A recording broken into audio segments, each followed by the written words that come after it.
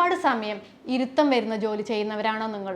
തുടർച്ചയായി alcohol, smoking പോലുള്ള ശീലങ്ങളുണ്ടോ നിങ്ങൾക്ക്? തൈറോയിഡ്, അതല്ലെങ്കിൽ പ്രമേഹം, പ്രോസ്റ്റേറ്റ് ഇൻഫെക്ഷൻ പോലുള്ള അസുഖങ്ങളുള്ളവരാണോ നിങ്ങൾ? എങ്കിൽ നിങ്ങൾക്കുള്ളതാണ് ഈ വീഡിയോ.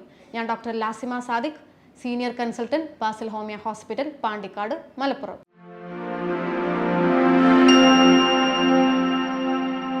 പുരുഷന്മാരിലെ ബീജത്തിൻ്റെ ക്വാണ്ടിറ്റിയും ക്വാളിറ്റിയും കുറിച്ചാണ് നമ്മൾ ഇന്ന് സംസാരിക്കാൻ പോകുന്നത്. ശാരീരികമായിട്ടുള്ള കുറച്ച് കാര്യങ്ങൾ കൊണ്ട് ഇത് വരാം. അതായത് ഹോർമോണൽ ഇംബാലൻസ്, നമ്മുടെ പുരുഷ ഹോർമോണായ ടെസ്റ്റോസ്റ്റിറോണിൻ്റെ അളവ് കുറയുന്നത് മൂലവും, അതുപോലെ തന്നെ വെരിക്കോസിൽ ഞരമ്പ് ചുരുളിച്ച എന്ന് പറയും, വൃഷ്ണങ്ങളിൽ ഞരമ്പ് ചുരുണ്ടു വരുന്നൊരവസ്ഥ കാരണവും നമുക്ക് ബീജങ്ങളിൽ ക്വാണ്ടിറ്റിയിലും ക്വാളിറ്റിയിലും വ്യതിയാനങ്ങൾ വരാം. ഇതിൻ്റെ കൂടെ തന്നെ നമ്മുടെ പ്രായമാവൽ പ്രക്രിയ മൂലവും ഇതുപോലുള്ള പ്രശ്നങ്ങൾ കണ്ടുവരാറുണ്ട്. ചില വ്യക്തികളിൽ പാരമ്പര്യമായി തന്നെ സെമന് ഉൽപ്പാദിപ്പിക്കുന്നതിൽ അളവ് കുറവ് കാണിക്കാറുണ്ട്.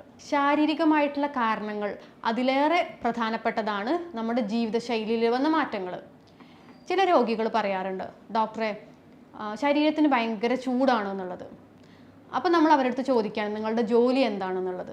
അപ്പം വലിയ വാഹനങ്ങൾ, പ്രത്യേകിച്ച് എഞ്ചിന് മുന്നിലുള്ള വാഹനങ്ങൾ, അതായത് ട്രക്ക്, ബസ് പോലുള്ള വാഹനങ്ങൾ ദീർഘദൂരം ഓടിക്കുന്നവരിൽ, അതല്ലെങ്കിൽ ബൈക്ക്, സ്കൂട്ടി അല്ല ബൈക്ക് ഉപയോഗിക്കുന്നവരിലൊക്കെ നമുക്ക് ശരീരത്തിന് ചൂട് കൂടുതലായിട്ട് കാണാൻ പറ്റും. അതെന്താണെന്ന് വെച്ചാൽ എഞ്ചിന് ഫ്രണ്ടിലാണ്, അതുമൂലം ഹീറ്റ് കൂടുതലായിരിക്കും ഇതിൽ. ഇതുപോലെ ജോലി ചെയ്യുന്നവരിൽ നമ്മുടെ ബീജത്തിൻ്റെ ക്വാണ്ടിറ്റിയിലും ക്വാളിറ്റിയിലും വളരെ വ്യതിയാനങ്ങൾ കാണാറുണ്ട്. മുൻപ് നമ്മൾ പറഞ്ഞ പോലെ ഒരു അഡിക്ഷൻ എന്നുള്ള രീതിയിൽ ആൽക്കഹോൾ, സ്മോക്കിംഗ് ശീലമുള്ളവരിലും മാനസിക സമ്മർദ്ദം കൂടുതലായിട്ടുള്ള ജോലി ചെയ്യുന്നവരിലും ഒക്കെ ഈ ഒരു പ്രശ്നം കണ്ടുവരാറുണ്ട്. ഇതുപോലെ തന്നെ ഒന്നാണ് നമ്മുടെ കെമിക്കൽ ഫാക്ടറിയിലൊക്കെ ജോലി ചെയ്യുന്ന ആളുകളിൽ, അതുപോലെ ഫെർട്ടിലൈസേഴ്സ്, രാസപദാർത്ഥങ്ങൾ ഉപയോഗിച്ച് വസ്തുക്കൾ ഉണ്ടാക്കുന്ന ജോലി ചെയ്യുന്നവരിലും ഇതുപോലുള്ള ബീജത്തിൻ്റെ ക്വാണ്ടിറ്റിയിലും ക്വാളിറ്റിയിലും പ്രശ്നങ്ങൾ കാണിക്കാറുണ്ട്. കൂടാതെ ഒരുപാട് റേഡിയേഷൻ വരുന്ന മൊബൈൽ ടെക്നീഷ്യൻസ്, അതല്ലെങ്കിൽ ഒരുപാട് സമയം മൊബൈൽ ഉപയോഗിക്കുന്നവർ, ലാപ്ടോപ്പ് ഉപയോഗിക്കുന്നവരിലൊക്കെ നമുക്ക് ക്വാളിറ്റിയിലുള്ള വ്യത്യാസങ്ങൾ കാണിക്കാറുണ്ട്. ഇപ്പോഴത്തെ അവസ്ഥയിൽ നമ്മുടെ പ്രമേഹം എന്നുള്ളത് ഒരു ഒട്ടുമിക്ക ആളുകളിലും കണ്ടുവരുന്ന ഒരു അസുഖമാണ്. ഈ പ്രമേഹം ഉള്ളവരിൽ നമ്മുടെ ഞരമ്പിൻ്റെ പ്രവർത്തനം കുറയും. ഞരമ്പിൻ്റെ പ്രവർത്തനം കുറഞ്ഞാൽ അതുവഴി നമ്മുടെ ടെസ്റ്റോസ്റ്റിറോൺ, പുരുഷ ഹോർമോണായ ടെസ്റ്റോസ്റ്റിറോണിൻ്റെ അളവിൽ കുറവ് വരും. ഇത് നമുക്ക് ബീജത്തിൻ്റെ ക്വാണ്ടിറ്റിയും ക്വാളിറ്റിയും ഒക്കെ ബാധിക്കുന്നതാണ്. ഇത് കൂടാണ്ട് നമ്മുടെ തൈറോയിഡ് ഉള്ളവരിലും, അതുപോലെ തന്നെ പ്രോസ്റ്റേറ്റിൻ്റെ ഇൻഫെക്ഷൻ, അണുബാധ ഉള്ളവരിലും, STD പോലുള്ള അസുഖങ്ങൾ, സെക്ഷുവലി ട്രാൻസ്മിറ്റഡ് അസുഖങ്ങൾ ആയിട്ടുള്ള ഗൊണോറിയ, സിഫിലിസ് പോലുള്ള രോഗങ്ങളുള്ളവരിലും സെമൻ്റെ ക്വാണ്ടിറ്റിയും ക്വാളിറ്റിയും ബാധിക്കാറുണ്ട്. ഇത് കൂടാണ്ട് നമ്മുടെ സർജറി, അതല്ലെങ്കിൽ സ്ഥിരമായിട്ട് എന്തിനെങ്കിലും മെഡിസിൻസ് കഴിക്കുക, പ്രത്യേകിച്ച് സ്റ്റീറോയിഡ് അതല്ലെങ്കിൽ ആൻറ്റിബയോട്ടിക് ഒക്കെ കഴിക്കുന്നത് മൂലവും, ക്യാൻസറിനുള്ള ചികിത്സ, റേഡിയേഷൻ, കീമോതെറാപ്പി ചെയ്യുന്നവരിലും ഇതുപോലുള്ള പ്രശ്നങ്ങൾ നമ്മൾ ധാരാളമായിട്ട് കണ്ടുവരുന്നുണ്ട്. ക്യാൻസർ ചികിത്സ മൂലം സ്പേം ഉൽപാദനം താൽക്കാലികമായിട്ടോ സ്ഥിരമായിട്ടോ ഇല്ലാതാവുന്നുണ്ട്. ഈ ഒരു വിഷയത്തെക്കുറിച്ച് സംസാരിക്കുമ്പോൾ ക്വാണ്ടിറ്റിയും ക്വാളിറ്റിയിലും വ്യതിയാനങ്ങൾ വന്നാൽ അത് എങ്ങനെയാണ് ബാധിക്കുക, അതിനെക്കുറിച്ചും കൂടി നമ്മൾ പറയേണ്ടതുണ്ട്. പ്രധാനമായിട്ട് വരുന്നത് നമ്മുടെ വന്ധ്യതയാണ്. ഇതിൽ തന്നെ ബീജത്തിൻ്റെ എണ്ണം കുറയുന്നൊരവസ്ഥ, ഒലിഗോസ്പെർമിയ, അതല്ലെങ്കിൽ ചലനശേഷി കുറയുന്നൊരവസ്ഥ, അസ്റ്റനോസ്പെർമിയ. ഇതൊന്നുമല്ലെങ്കിൽ മോർഫോളജി, ഘടനയിൽ വന്ന മാറ്റങ്ങൾ, ഇത് കാരണമൊക്കെ നമുക്ക് വന്ധ്യത വരാം. വന്ധ്യതയുടെ കൂടെയോ അതല്ലെങ്കിൽ ഒപ്പമോ നിൽക്കുന്ന വേറൊരു പ്രശ്നമാണ് ED, ഇറക്ഷൻ്റെ പ്രശ്നങ്ങൾ. നമ്മൾ മുൻപ് പറഞ്ഞിട്ടുണ്ട്, ടെസ്റ്റോസ്റ്റിറോൺ, പുരുഷ ഹോർമോണിൻ്റെ കുറവ് വരുന്നുണ്ട്, അതുമൂലം നമുക്ക് ED വരാം. കൂടെ ലോ സെക്ഷൽ ഡ്രൈവ്, താല്പര്യക്കുറവ് വരുന്നുണ്ട്, ലോസ് ഓഫ് ലിബിഡോ എന്നൊക്കെ പറയുന്ന ഒരവസ്ഥയും ഇതിൻ്റെ കൂടെ വരുന്നതാണ്. നമ്മുടെ ശരീരത്തിൽ ബീജോൽപാദനം നേരെയാക്കുന്ന ഒരു ഹോർമോണാണ് ടെസ്റ്റോസ്റ്റിറോൺ. അപ്പോൾ ഇത് കുറയുകയാണെങ്കിൽ ശരീരത്തിനൊരു ബലക്ഷയം വരാം, ഒരു പുകച്ചിൽ പോലെ, ക്ഷീണം, ഈ അവസ്ഥയൊക്കെ വരാം. അതുപോലെ ഈസ്ട്രോജൻ എന്ന ഹോർമോൺ, ഇത് പ്രധാനമായിട്ടും സ്ത്രീ ഹോർമോണാണ്. ഇത് പക്ഷേ ചിലരിൽ കൂടുതലായിട്ട് കാണിക്കാറുണ്ട്. അങ്ങനെയുള്ളവരിൽ പൊണ്ണത്തടി കാണാറുണ്ട്. സ്വാഭാവികമായിട്ടും നമുക്ക് ടെസ്റ്റോസ്റ്റിറോണിൻ്റെ കുറവ് വരുമ്പം താല്പര്യക്കുറവ് വരുമെന്ന് പറഞ്ഞു. അപ്പം നമുക്കൊരു സെൽഫ് കോൺഫിഡൻസിൻ്റെ കുറവ് വരും, അല്ലേ? മാനസിക സമ്മർദ്ദം കൂടാനുള്ള സാധ്യതയൊക്കെ ഇതിൽ കാണുന്നു. ഈ ബീജത്തിൻ്റെ ക്വാണ്ടിറ്റിയിലും ക്വാളിറ്റിയിലും വ്യത്യാസങ്ങൾ വരുമ്പോൾ നമുക്ക് ഹൃദയ സംബന്ധമായ അസുഖങ്ങളും വരാൻ സാധ്യതയുണ്ട്. കാരണം രക്തയോട്ടക്കുറവ് കാണാം, അതുപോലെ ഹൈപ്പർ ടെൻഷൻ, പ്രഷർ കൂടുതലുള്ള ഒരു അവസ്ഥയും വന്ന് കാണാറുണ്ട്. നമ്മുടെ ബീജത്തിൻ്റെ ക്വാണ്ടിറ്റി ക്വാളിറ്റിയിലൊക്കെ വ്യത്യാസങ്ങൾ വരികയാണെങ്കിൽ തീർച്ചയായിട്ടും ടെസ്റ്റോസ്റ്റിറോണിൻ്റെ അളവ് കുറവുണ്ടായിരിക്കും. ഈ ഒരു അവസ്ഥയിലുള്ളവരിൽ ഇൻസുലിൻ റെസിസ്റ്റൻസും കാണിക്കാറുണ്ട്. അത് നമുക്ക് പിന്നീട് പ്രമേഹം പോലുള്ള അസുഖങ്ങൾ വരാനുള്ള സാധ്യത ഉണ്ടാക്കുന്നു. പ്രോസ്റ്റേറ്റിൽ ഉണ്ടാകുന്ന അണുബാധ നമ്മുടെ ബീജത്തിൻ്റെ ഗുണം ക്വാളിറ്റി കുറയാനുള്ള ഒരു കാരണമാകുന്നുണ്ട്. ഇനി നമ്മൾ പറയുന്നത് എപ്പോഴാണ് നമുക്കിത് മനസ്സിലാവുക, അതായത് നമ്മുടെ ബീജത്തിൻ്റെ ക്വാണ്ടിറ്റിയിലും ക്വാളിറ്റിയിലും വ്യത്യാസങ്ങളുണ്ട് എന്നുള്ളത് എപ്പോൾ മനസ്സിലാക്കാം. നോർമലി ഒരു വ്യക്തിയിൽ 1.5 മില്ലി മുതൽ 5 മില്ലി വരെയാണ് ബീജത്തിൻ്റെ അളവുള്ളത്. അപ്പം ഇതിൽ കുറഞ്ഞൊരവസ്ഥ ഒലിഗോസ്പെർമിയ എന്ന് പറയും. ഇങ്ങനൊരു കണ്ടീഷൻ ഉണ്ടാണെങ്കിൽ നമുക്ക് മനസ്സിലാക്കാൻ പറ്റും. അതുകൂടാണ്ട് ചില ആളുകളിൽ നമ്മുടെ സെമന് ഒരു മങ്ങിയ നിറമോ അതല്ലെങ്കിൽ പച്ച മിക്സ് ചെയ്തിട്ടുള്ള ഒരു നിറമോ ആയിരിക്കും ഉണ്ടാവുക. അത് നമ്മുടെ ഇൻഫെക്ഷൻ കാരണമാണുള്ളത്. അതുപോലെ തന്നെ വാട്ടറി ആയിരിക്കും, അതായത് നമ്മുടെ സ്പേമിൻ്റെ കൗണ്ട് വളരെ കുറവാണെങ്കിൽ ഈ ബീജം വാട്ടറി ആയിട്ടായിരിക്കും കാണുന്നത്. ഇത് കൂടാണ്ട് ഹെമറ്റോസ്പെർമിയ എന്ന് പറഞ്ഞൊരു അവസ്ഥ ഉണ്ട്, ബ്ലഡ് മിക്സ് ചെയ്തിട്ടുള്ളത്. ഇത് നമുക്ക് പ്രത്യക്ഷത്തിൽ മനസ്സിലാവുന്ന ഒരു അവസ്ഥയാണ്. അതിൻ്റെ കൂടെ തന്നെ നമ്മുടെ ലിംഗത്തിന് ഒരു തണുപ്പ് ഫീലിംഗ് ആയിരിക്കും ഉണ്ടാവുക. കൂടെ ഇഞ്ചാക്കുലേഷൻ നടന്നിട്ട് സ്ഖലനം നടന്നു കഴിഞ്ഞാലും കംപ്ലീറ്റ് ആയിട്ട് ഒരു സാറ്റിസ്ഫാക്ഷൻ കിട്ടാത്തൊരവസ്ഥ വരുന്നുണ്ട്. ഈ പറഞ്ഞതൊക്കെ നമുക്ക് പ്രത്യക്ഷത്തിൽ മനസ്സിലാകുന്ന ലക്ഷണങ്ങളാണ്. ഇതല്ലാണ്ട് നമുക്ക് ടെസ്റ്റ് ചെയ്താൽ കുറച്ച് കാര്യങ്ങൾ നമുക്ക് മനസ്സിലാക്കാൻ പറ്റും. ചില ആളുകളിൽ സംശയം ഉണ്ടായിരിക്കും എപ്പോഴാണ് ടെസ്റ്റ് ചെയ്യേണ്ടതെന്ന്. 3 മുതൽ 5 ദിവസം വരെ സ്ഖലനം നടത്താതെ വേണം ടെസ്റ്റ് ചെയ്യാൻ. അങ്ങനെ ആയിരിക്കുമ്പോൾ നമുക്ക് കുറച്ചും കൂടി ആക്യുറേറ്റ് ആയിട്ടുള്ള റിസൾട്ട് കിട്ടും. ഇതിൽ തന്നെ നേരത്തെ പറഞ്ഞ പോലെ 1.5 മുതൽ 5 മില്ലി വരെയാണ് നോർമൽ. ഈ 1.5 മില്ലിയിലും കുറവാണെങ്കിൽ അതിന് ഒലിഗോസ്പെർമിയ എന്ന് പറഞ്ഞൊരു കണ്ടീഷൻ പറയും. പിന്നെ വേറൊരു കാര്യം, നമ്മുടെ ചലനശേഷി 40% നോർമലായിട്ടുള്ള ചലനശേഷിയുടെ അളവ്. അതുപോലെ 4% മോർഫോളജി, ഘടന ഓക്കെ ആണെങ്കിൽ നമുക്കത് നോർമലാണെന്ന് പറയാൻ പറ്റും. ചില വ്യക്തികളിൽ നമുക്ക് സ്പേമേ ഇല്ലാത്തൊരവസ്ഥ ഉണ്ട്, അതാണ് അസൂസ്പെർമിയ. അത് പല കാരണങ്ങൾ കൊണ്ട് വരാം. തടസ്സം ആയിരിക്കാം, അതല്ലെങ്കിൽ ഉൽപാദനം തന്നെ ഇല്ലാത്തൊരവസ്ഥ വരാം. അതൊക്കെ നമുക്ക് കൂടുതൽ ടെസ്റ്റിലൂടെ മനസ്സിലാക്കാൻ സാധിക്കുന്നതാണ്.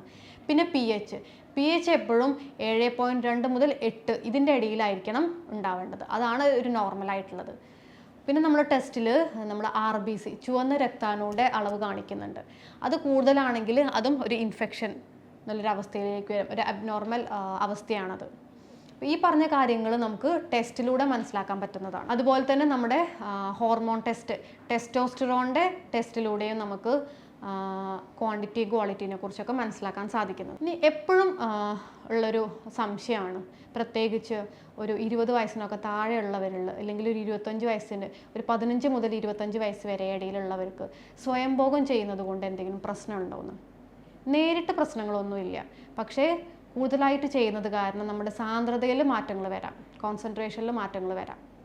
അത് ഇൻ ടേൺ നമ്മുടെ ക്വാണ്ടിറ്റിയും ക്വാളിറ്റിയും ഒക്കെ ബാധിക്കും. ഇങ്ങനെ പറയുന്നത് എന്തുകൊണ്ടാണെന്ന് വെച്ചാൽ നമ്മുടെ സെമൻ്റെ ഗുണമേന്മ എന്നുള്ളത് സ്പേം കൗണ്ടും ചലനശേഷിയും ഘടന, അതായത് മോർഫോളജിയും, ഇവ 3 കൊണ്ടാണ് ഉണ്ടാകുന്നത്. ഇതുപോലെ വേറൊരു സംശയമാണ് നമ്മുടെ ലിംഗത്തിൻ്റെ വലുപ്പം.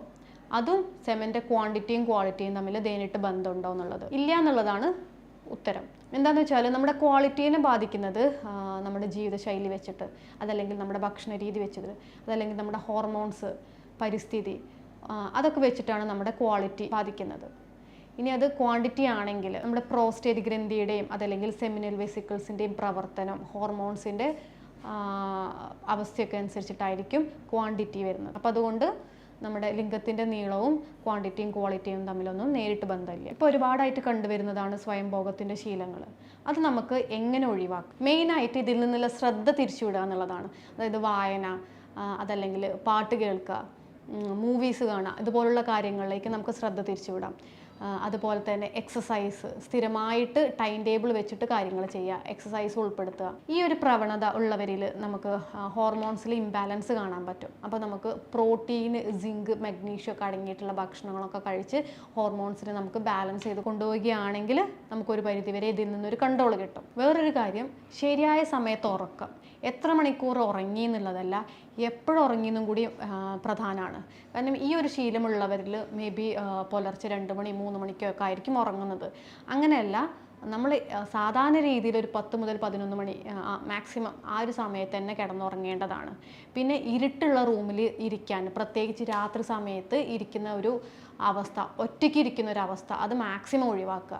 കൂടെ ഇതുപോലുള്ള കാഴ്ചകൾ, ഈ ശീലമുള്ളവർക്ക് അറിയാം ഏത് രീതിയിൽ നമ്മൾ പോയാലാണ് ഇതുപോലുള്ള കാഴ്ചകൾ കാണാനുള്ള സാധ്യത കൂടുതലെന്നുള്ളത്. അതിൽ നിന്നൊക്കെ ഒഴിഞ്ഞു മാറുക. പിന്നെ നമ്മൾ തന്നെ നമ്മളെ മോട്ടിവേറ്റ് ചെയ്യുക, സെൽഫ് കോൺഫിഡൻസ് കൂട്ടാൻ വേണ്ടിയിട്ട് യോഗ, മെഡിറ്റേഷൻ അതുപോലുള്ള കാര്യങ്ങളൊക്കെ ശീലാക്കുക. ഏതൊരു കാര്യം നമ്മൾ ഒരാളടുത്ത് ചെയ്യരുതെന്ന് പറയണമെങ്കിൽ അതിന് കുറച്ചൊരു നെഗറ്റീവ് വശങ്ങൾ ഉണ്ടായിരിക്കണം. അപ്പോൾ ഈ സ്വയംഭോഗം ചെയ്യുന്നതിൽ കുറച്ച് നെഗറ്റീവ്സ് പറഞ്ഞു തരാം. മെയിനായിട്ട് ഇതിന് ഒരുപാട് എനർജി ആവശ്യമുണ്ട്. ഊർജ്ജം ഒരുപാട് ഉപയോഗിക്കുന്നത് മൂലം തന്നെ ക്ഷീണം വരാനുള്ള സാധ്യതകൾ കൂടുതലാണ്. പിന്നെ മുൻപ് പറഞ്ഞിട്ടുള്ള പോലെ ഇറക്ഷൻ്റെ പ്രശ്നങ്ങൾ, അതല്ലെങ്കിൽ ശീഘ്രസ്ഖലനത്തിൻ്റെ പ്രശ്നങ്ങളൊക്കെ ഇതിൽ ഒരുപാട് കാണിക്കുന്നുണ്ട്. അതുപോലെ തന്നെ നമ്മുടെ ആ ഭാഗങ്ങളിലുള്ള സ്കിന്നിന് ഇറിറ്റേഷൻ വരാനും റെഡ്നെസ് വരാനും ഒക്കെ സാധ്യതയുണ്ട്. ഇതൊരു ശീലമായവരിൽ ടെസ്റ്റോസ്റ്ററോൺ ഹോർമോൺസ് കുറയുന്നതും അതുമൂലം ബലക്ഷയം ഉണ്ടാവാനുള്ള സാധ്യതകളുണ്ട്. പിന്നെ നമ്മൾ മുൻപ് പറഞ്ഞിട്ടുണ്ട്, കണ്ടിന്യൂസ് ആയിട്ട് ഒരു ശീലമായുള്ളവരിൽ നമുക്ക് ക്വാണ്ടിറ്റിയിലും ക്വാളിറ്റിയും ബാധിക്കും. ഇത് പിന്നീട് ഇൻഫെർട്ടിലിറ്റി, വന്ധ്യതയിലേക്ക് നയിക്കുന്നുണ്ട്. സ്വയംഭോഗ ശീലമായ വ്യക്തികളിൽ മാനസികമായിട്ട് ഒരുപാട് പ്രശ്നങ്ങൾ കാണിക്കാറുണ്ട്. അവർക്ക് സെൽഫ് കൺട്രോൾ കുറവായിരിക്കും. അവരെ തന്നെ പിടിച്ചാൽ കിട്ടാത്തൊരവസ്ഥ, ഒരുപാട് ദേഷ്യം വരിക, സങ്കടം വരിക, അതുപോലുള്ള അവസ്ഥയൊക്കെ കാണിക്കാറുണ്ട്. മിക്ക ആളുകളിലും സ്വയംഭോഗം ചെയ്യുന്നുണ്ടെങ്കിൽ അതിൻ്റെ കൂടെ പോൺ വീഡിയോ അഡിക്ഷൻ ഉണ്ടായിരിക്കും. ഇങ്ങനത്തെ ആളുകളിൽ കാഴ്ചയ്ക്കായിരിക്കും പ്രാധാന്യം ഉണ്ടാവുക. സാധാരണ രീതിയിലുള്ള ഒരു റിലേഷൻ അവർക്ക് ബുദ്ധിമുട്ടായിരിക്കും, അതല്ലെങ്കിൽ അവർക്ക് അതിനോടൊരു താല്പര്യക്കുറവ് എടുത്ത് കാണിക്കും. ഇതിൻ്റെ കൂടെ തന്നെ ഉള്ളതാണ് സോഷ്യൽ വിഡ്രോവൽ എന്ന് പറയും. അതായത് മറ്റുള്ളവരെ അഭിമുഖീകരിക്കാനൊക്കെ ഉള്ളൊരു മടി, അല്ലെങ്കിൽ ഒരു പേടി, അതുപോലുള്ള പ്രശ്നങ്ങളൊക്കെ കാണിക്കാറുണ്ട്. ഇത് മൂലം ജോലിയിൽ ശ്രദ്ധിക്കാനോ പഠിത്തത്തിൽ ശ്രദ്ധിക്കാനൊക്കെ കഴിയാത്തൊരവസ്ഥയും വരുന്നുണ്ട്. ഇനി നമുക്ക് എന്തൊക്കെ ഭക്ഷണങ്ങൾ അല്ലെങ്കിൽ എന്തൊക്കെ കാര്യങ്ങൾ ശ്രദ്ധിച്ചാലാണ് ക്വാളിറ്റിയും ചലനശേഷിയും കൂട്ടാൻ പറ്റുമോ നോക്കാം. സിങ്ക് അടങ്ങിയിട്ടുള്ള മുട്ട, അതുപോലെ ഫിഷ്, ഷ്രിമ്പ്, ഓയിസ്റ്റേഴ്സ്, പിന്നെ പരിപ്പ്, കടലവർഗ്ഗങ്ങളൊക്കെ കഴിക്കുന്നത് മൂലവും, പ്രോട്ടീൻ അടങ്ങിയിട്ടുള്ള മുട്ട, ചിക്കൻ, അതുപോലെ കാഷ്യൂ, ആൽമണ്ട്, ബദാം പോലുള്ള ഡ്രൈ ഫ്രൂട്ട്സും, ജലാംശം കൂടുതലുള്ള ഫ്രൂട്ട്സ്, അതായത് വാട്ടർമെലൺ, പൈനാപ്പിള്, കോക്കനട്ട് വാട്ടർ, ഇതും ഫോളിക് ആസിഡും വിറ്റാമിൻ B12 അടങ്ങിയിട്ടുള്ള വെജിറ്റബിൾസ്, പ്രത്യേകിച്ച് ഗ്രീൻ ലീഫി വെജിറ്റബിൾസ് ഒക്കെ കഴിക്കുന്നത് മൂലം നമുക്കിതിൻ്റെ ക്വാണ്ടിറ്റി കൂട്ടാൻ സഹായിക്കുന്നതാണ്. ഇതിൻ്റെ കൂടെ ഇഞ്ചിയും തേനും കൂടി മിക്സ് ചെയ്ത് കഴിക്കുന്നത് ടെസ്റ്റോസ്റ്ററോണിൻ്റെ അളവ് കൂട്ടാൻ സഹായിക്കുന്നുണ്ട്. അതുപോലെ തന്നെ പാലും കുരുമുളകും ഇത് രണ്ടും മിക്സ് ചെയ്ത് സ്ഥിരമായിട്ട് കഴിക്കുന്നത് നമ്മുടെ ബീജത്തിൻ്റെ ക്വാണ്ടിറ്റി കൂട്ടാൻ സഹായിക്കുന്നതാണ്. ഈ പറഞ്ഞ കാര്യങ്ങൾ ശ്രദ്ധിക്കുന്നത് വഴി നമുക്ക് ബീജത്തിൻ്റെ ക്വാണ്ടിറ്റിയും ക്വാളിറ്റിയും കുറയുന്നത് തടയാൻ സഹായിക്കും. മേലും പറഞ്ഞ വീഡിയോയിൽ എന്തെങ്കിലും സംശയങ്ങളുണ്ടെങ്കിൽ താഴെ കാണുന്ന നമ്പറിൽ നിങ്ങൾക്ക് കോൺടാക്ട് ചെയ്യുന്നതാണ്. താങ്ക്